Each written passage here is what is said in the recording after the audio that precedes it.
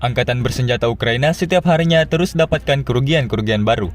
Dibuktikan pada sebuah rekaman yang ramai beredar di media sosial Telegram pada Rabu 28 Agustus 2024. Dalam rekaman tersebut, memperlihatkan detik-detik hancurnya sejumlah kendaraan militer angkatan bersenjata Ukraina imbas serangan yang dilayangkan pasukan Moskow.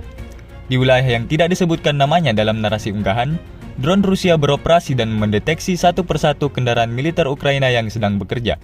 Tanpa menyia-nyiakan kesempatan, pasukan Rusia langsung meluncurkan serangan brutal hingga membuat lebih dari satu kendaraan militer Ukraina berakhir hancur terbakar.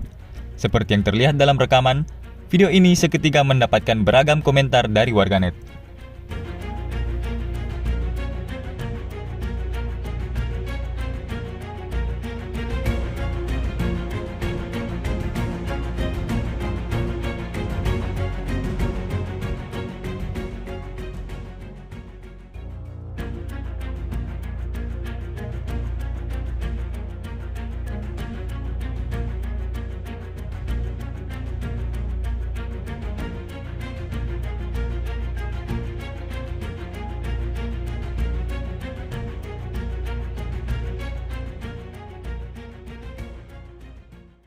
Download Tribun X sekarang, menghadirkan lokal menjadi Indonesia.